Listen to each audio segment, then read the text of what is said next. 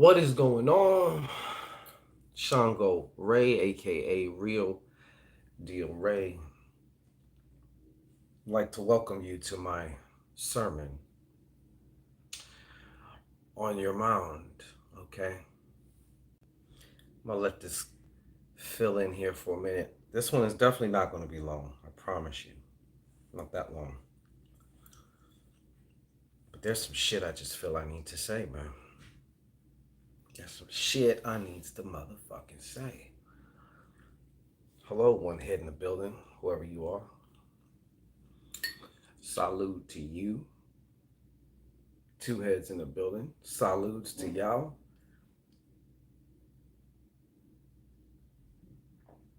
I like that.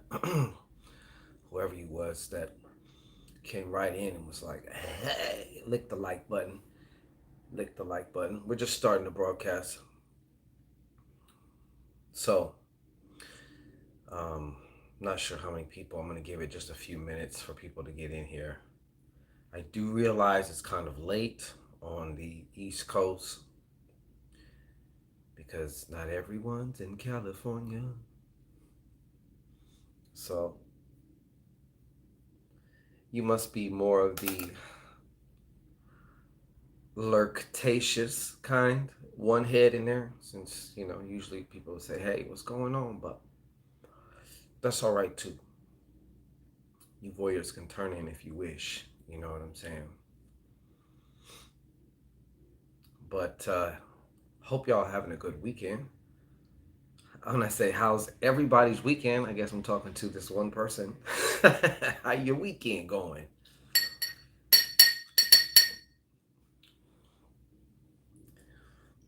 So we'll just have a stare off.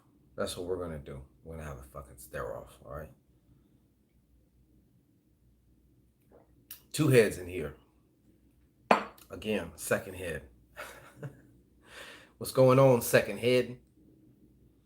Don't forget to bless that like button with your cunnilingus talents, okay? Lick the like button. Don't be a unreciprocating lover. Lick that like button.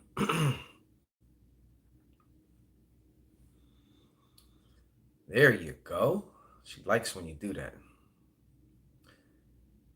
Nicholas, what is going on, God? How you doing, sir? About to give my sermon on your mound.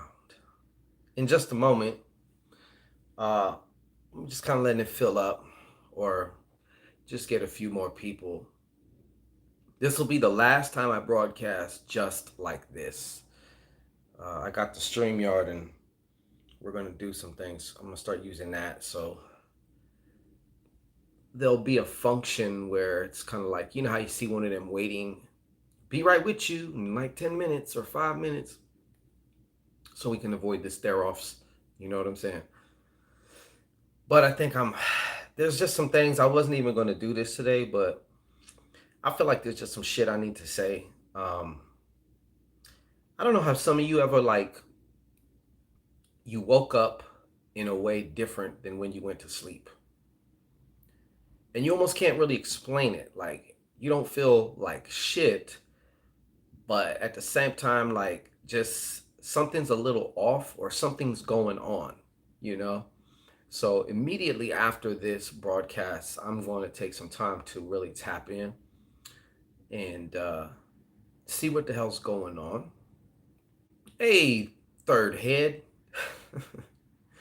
What's happening with you, third head? How you doing? Welcome. Thank you for licking the like button. She likes that. Right on, Mr. Davis. Yeah, and it could be an amalgamation or a mix of different things, maybe. Perhaps maybe something you dreamt about. Perhaps, you know, you don't really know. It's like you can't really put your finger on it. You know what I mean? That's how I woke up today. So I'm like, okay, fascinating. Let's see what's going on. But first, I was like, I need to do my sermon on your mound, and I'm like, a bunch of shit just came to me. And it was like to the point where like I almost started kind of feeling emotional. Like I was like, I need to say this, and I don't know why, but I need to say it. I don't know who's going to hear it. Oh well, it is what it is. It's for who it's for, or not for anybody. Who knows? But so I think we're going to get into this. We're already 5 minutes in. Seems to be kind of quiet this evening. So the name of my sermon on your mound is Masterwaiting. Masterwaiting is not patience. Okay? Masterwaiting is not patience. So this, I can surely identify with this myself. In my process of certain times of creating, I feel the time between where I conceive of the creation and the point of actualizing it, there had seemed to be a lot of times where I was fucking waiting. So, and I also see this in some of my clients when they say patience is a virtue, have patience, you know, I kind of take issue with those statements. Okay. And here's why. The mind is the realm of creation, right? And creation is instantaneous. So it doesn't take no time to create in your mind. Now, materialization, manifestation, as far as in this physical realm, that sometimes, a lot of times, takes what we experience to be time. I think where we get a lot of tripped up is we forget the fact that it is already done. We get to play a part in this procedure, process of what seems to be time and steps needed or taken. Sometimes there ain't a whole lot of those. Sometimes it's shit. You conceive, you create, maybe you speak it, you broadcast it out there, and then next thing you know, boom. Other times it may take more time, or what we call time, our concept of time. You know, so in this process of like the mountaintops of actually attaining some shit or creating, materializing, and the valley of like what I call the valley of waiting, master waiting. You know, are you master waiting? Or for you ladies, are you in the mix? Are you master waiting? You know, or are you patient? Because I view these things as two totally different states from two totally different people. When I think of patience, I see somebody tapping their foot, checking their watch. Yo, man, what's up? And I was even thinking about the words about this. I do a little meditation. I do actually think about what I'm going to kind of say on these things, you know, on my sermons on your mounds. Vanessa, shout out. And by the way, I'm not really going to be paying attention to the comments and just until I get this out. I need to get this out. But I appreciate each and every one of you. Right? So think about it. Waiting is a verb. It is something that you do. Right? There is like no noun. I guess there is. No, there's not really no noun for wait. Even if you're to wait is still a verb. Waiting is a verb, right? But patient, like, are you a patient person? Is more of a noun. It's a person, right? It's not a verb. It's not something you're doing, right?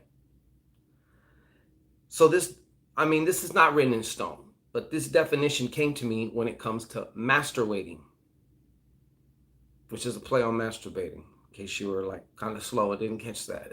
Okay. Is an attempt at self-soothing your impatience. Now, why would you be impatient if it's already done? If it's already yours, right? Well, one reason that I can think of is that you have a civil war going on inside yourself between it's already done and now I'm just going through the motions, whatever those may be, versus this type of thinking where something can happen that can take it away from me. If I'm thinking or feeling some bullshit, that can fuck it all up. and take it away from me. You know what I'm saying? One feels assured, one is rooted in knowing. The other is more like you're hoping. I really fucking hate that word hoping. I really are hope. People like, oh, just give people hope. Like, I fucking hate that word. To me, it is one of those words, and I hate to disrespect the word pussy by saying this, but it's one of them pussy words. Like try. Oh, I'll try.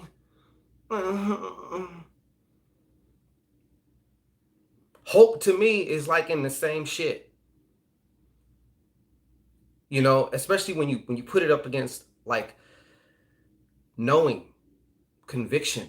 Like there's no, I have a short story after I finish this that I need to say. I don't know who needs to hear it and I don't know why. And I totally forgot about this shit. But we'll get to that. Yeah. I've heard it said, and I agree, that sometimes we may experience a lull in between the creation aspect, versus the materialization aspect. And when we find ourselves in those like lulls or kind of like purgatory times, those are the time if you start feeling itchy, if you start feeling impatient.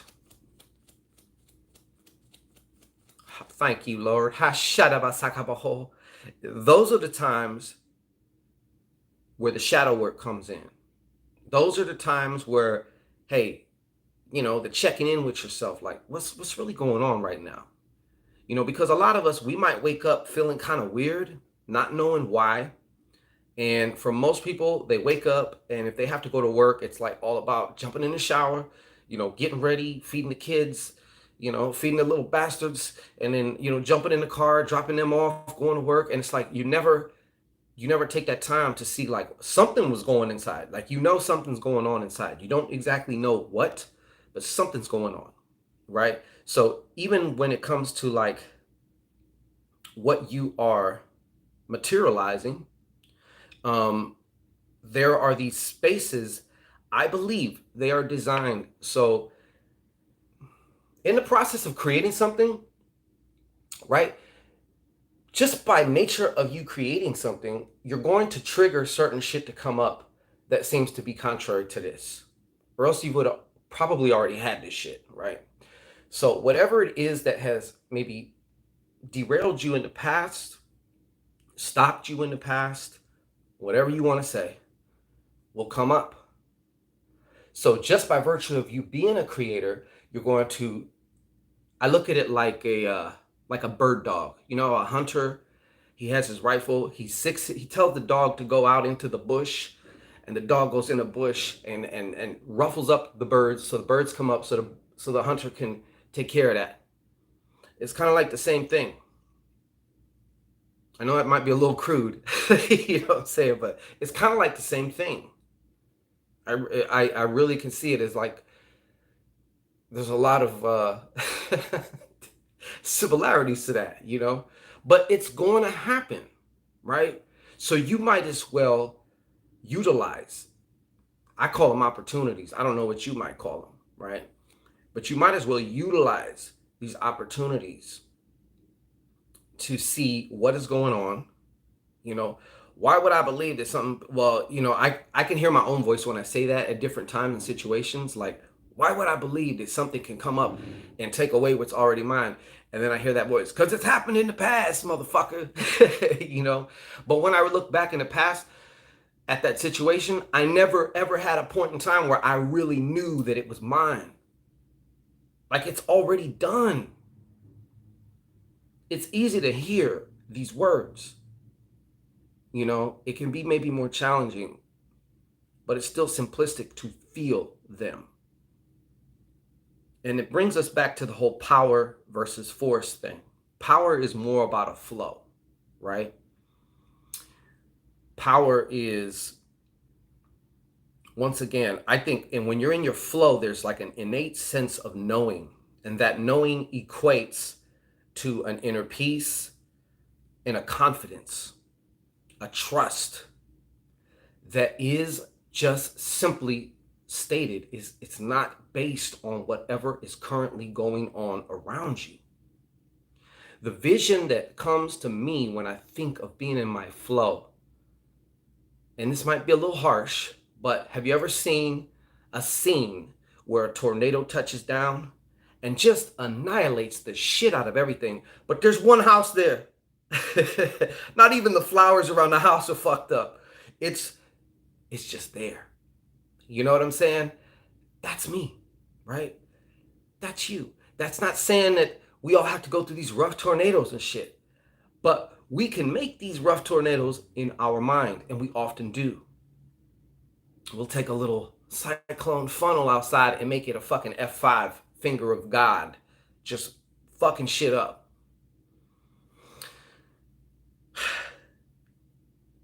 So when it comes to your objective, right? This is my objective. This is what I'm materializing right now. Whatever that is. That can be internal. Maybe it's something within yourself. That can be external. Maybe it's like, what I've been telling my clients now is have 3 things. Whatever those 3 things are. If you have more than 3, then you got 0. You got umgats. Because that means your energy spread too fucking thin. So just keep it to 3, right? But for the sake of this conversation, you have your objective, right? Then you have your flow. Like, this is done. So I don't have to have the stress, the worry. Woo-woo. I don't have to have the stress. I don't have to have the worry. I don't have to have that internal conflict, which really just sucks your energy, man. It really just, it's like you got fucking stabbed and you're just leaking all over the place. You know? I think that's what makes the force aspect so hard, besides the external shit, is really what really makes it torture, if you will, or so much harder. Now, mind you, you can make shit happen the force way. You could do that. You can do that. When you feel like you got to micromanage every little thing and, you know, manipulate every little thing and all this shit like that, you can do that if you wish to. You know, it's a lot harder. And when people say that they hit a wall and they just get fucking burnt out, that is the end result. That's what you're looking at with the force way. That's what's going to come about eventually. Because you're going to just keep having to expend massive amounts of energy externally as well as internally, fighting against certain things. You know, fighting. And no matter how much inner stamina you have, eventually it will succumb to the force model if you're using that model to get something done or to create something, you know, versus the flow model. And this is just my opinion and the way that I view it. This may change a little bit slightly tomorrow. More than likely it will, but there's certain things that remain the same. The flow model for me is, it's already done. So when certain thoughts try and pop up, all I have to simply do is remind myself, yo, this shit's already done. Now, of course, I need to truly believe and know in that, okay? It does no good to lie to yourself or do like some of these people do with where they try and bang themselves over the head with affirmations that they just clearly just do not believe. And by even saying the affirmation, they are triggering the counter affirmation, the fuck you are, no you're not. And they're like going back and forth, and it's that banging of heads again, you know? The way this model to me is how I look at it. Another model, okay? When I say a model, it's just kind of like my internal, the way I represent it to myself, right? My analogy, my personal analogy. Everyone's could be different. That's fine. But the question arose, which TV station are you? Which TV station are you? Right? Think about this. Walk with me. I have often said when I give readings that the future, there are basically infinite future timelines that you can experience, right? And from a quantum science perspective, totally proves Shanquito's right. Now, if you look at each particular timeline as its own TV station, own TV channel, with its own bandwidth of frequency, right? Depending on which frequency you turn to is going to determine which one you see. But what I'm speaking about is which TV station are you? Like which station that is broadcasting the programming for you to watch? Are you MTV? Are you BET? Are you HBO? Are you Showtime? Are you Cinemax? Are you Fox? You feel me? The station where the machines are with the buttons and the knobs and shit, where they got the satellite that's beaming it to another satellite, which is beaming it all over the place. With, and what do they say with TV stations? Our programming that we're broadcasting. So which TV station are you right now? Which programming? What kind of programming are you broadcasting?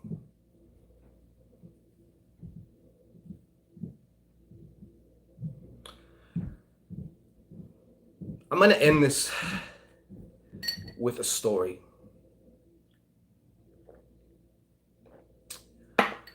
It's a story that I forgot about a long time ago.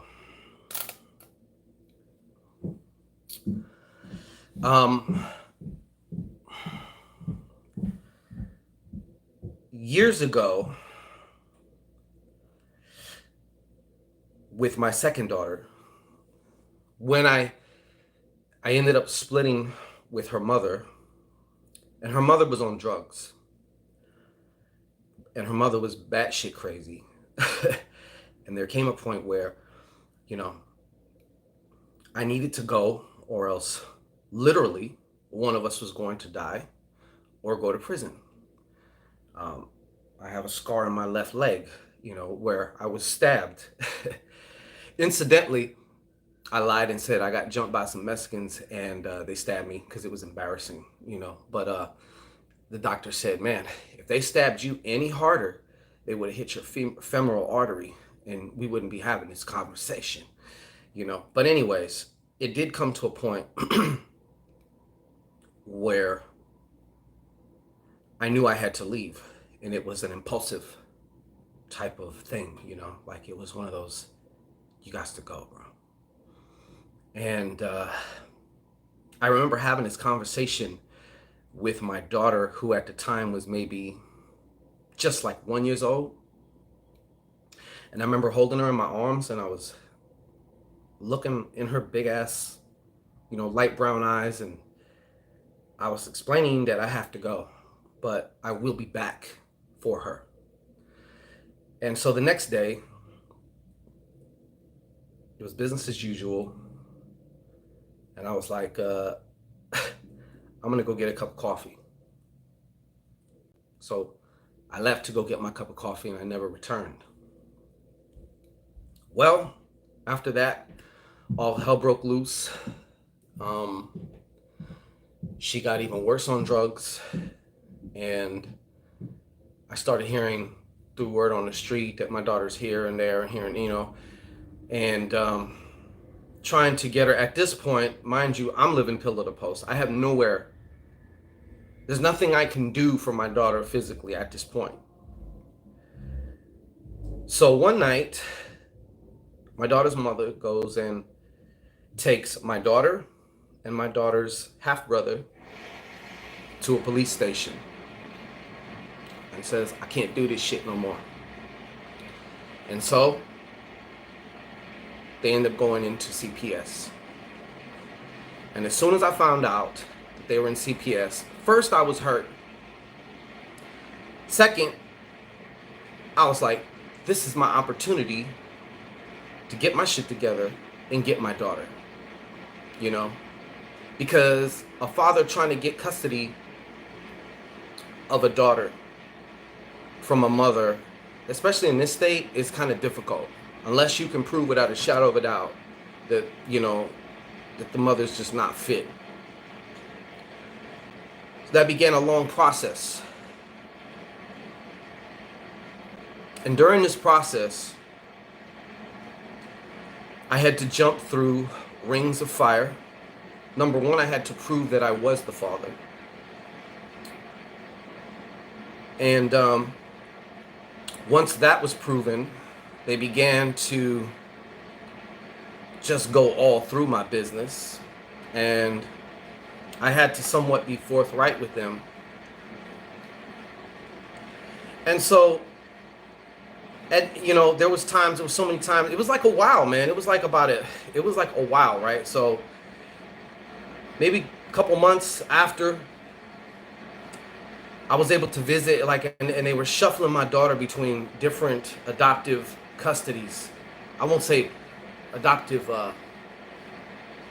parents, because it was just like this person agreed for a check to watch my daughter for like a certain amount of time, because they knew like they're not trying to adopt, like they're just getting a check. And I would always have to go to the county building to do my supervised visits. And I remember me and my daughter would play, and when it was time to go, she would just fucking scream, and that shit would fuck me up.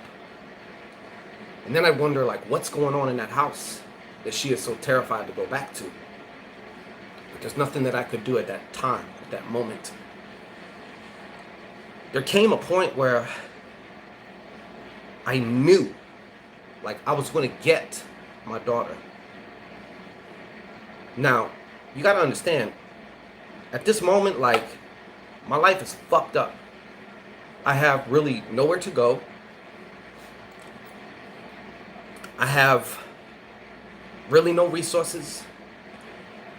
Everything in my five senses is like, the fuck you are, So then, my daughter and her brother end up getting housed with a lady and her husband. And this lady and her husband, they got their shit together. And at first, her mother, my daughter's mother, was trying to get her back, but she was like spun out on drugs. That shit didn't last at all. So then, as things started getting more intense, as far as this trial, the court, and all this time I'm having visitations, the lady and the husband, but the lady is super cool with me, right? To my face. But behind my back, as would be revealed later, her thing was, I want a brother and sister. I want a matching set. So she was against me. And like I said, this woman and her husband, they had their shit together. Like, I was like, everything in my senses was like, yo, you are dead in the water, my friend. You are dead in the water. Like, how in the fuck are you going to compete with this shit? But once again, I had this knowing that my intention, my objective was rooted in. It was tied to. And that was a father wanting to be with his daughter.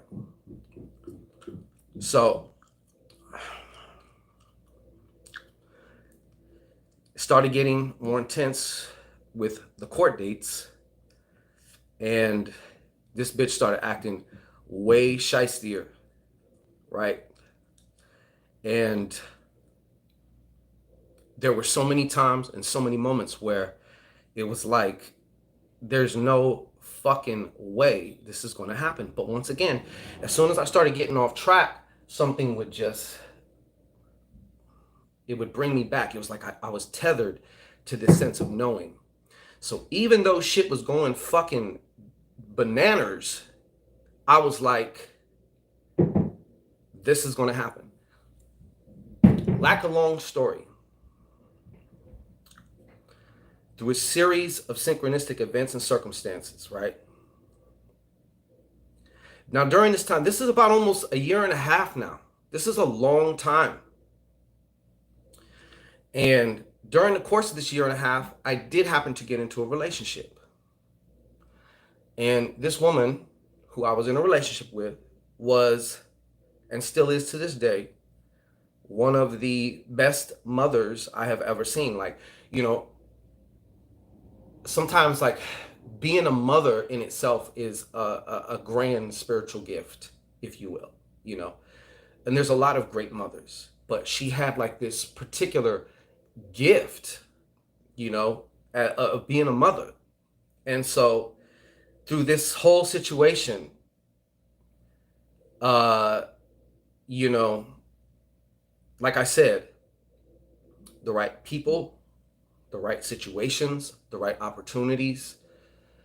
And meanwhile, like I said, this lady who, you know, who was doing everything that she could to discredit me behind my back and discredit the whole situation, she lost, and they ended up awarding me my daughter, you know. And like I said, I'm telling a summed up version, you know, and there were so many different things, but I just remember, if your reason is strong enough and your knowing is strong enough, like I don't even know where that came from, because it wasn't my knowing, because like I said, at any moment, like shit was fucked up, like, you know. And these people had a nice house, like 2-3 story house, you know. They were both super gainfully employed, so on the surface level they were the ideal parents. And I even questioned myself, like, am I doing a disservice to my daughter? Like, but I couldn't explain what I had here that was like, no, I'm going to get my daughter, like I want my daughter. So that shit happened. But like I said, do you have that reason as far as your objective is concerned to know to that extent? Because sometimes you may need that, sometimes a lot of times you won't, you know. And sometimes it's just a matter of that, you know, tapping into that knowing. But like I said, I felt like I was a helium balloon, and there were so many times where I get to looking around at what's going on and what isn't going on for me, and it's like the balloon starts flying away, but something would take the balloon and tie it to that rock. And in this case, that rock was my daughter, you know. And I'm not saying that it has to be, you know, that overly dramatic, so to speak, but to be at least that clear, that concise, and that strong within you, no matter what your objective is, whether external, whether internal, whatever, you know. That was one of my first experiences that I can really remember, where it didn't matter what was going on. Yeah, I had my moments. I'm not even going to fucking lie. Like I said, I had my moments. I had plenty of moments where, like, my mind, my monkey mind was jumping all over the place and throwing feces all over the place. And it was like, you know, and I didn't even have half of the tools and resources that I have now as the person that I am now. But something inside would just kind of like, here's me, right? I'm a mess, right? Here's me. And it would just take me and put me right back where I was supposed to be, you know? And it's like, even though I couldn't see a way through or a way out, I fucking knew it. Like, I knew it. Like, I knew we're going to be reunited. And not this bitch and not anything else is going to stop that shit. So sometimes it does come down to just that conviction. You know what I'm saying? Depending on what it is that you are creating right now, for yourself, or depending on the version of you that you are creating for you to be. You know what I'm saying? So that is my sermon on your mound. Okay. And it's my intention that whoever gets any of the smallest little thing from this, like I said, I felt the need to say this. And I'm gonna keep it all the way real. This whole situation, like with my daughter, like I haven't thought of this shit in years. And I have no fucking clue why this shit has just came up. So like I said,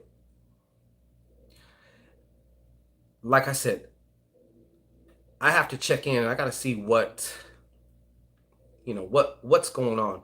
Cause I did wake up feeling kind of strange today. I woke up feeling kind of strange, you know? So there it is for y'all. Peace, many blessings. Enjoy the rest of your weekend. And we'll be back tomorrow. I got some more Shangodiacs dropping. I think it's Libra, Scorpio, Sag, okay? Cap, Aquarius, and Pisces dropping today. All right, so peace.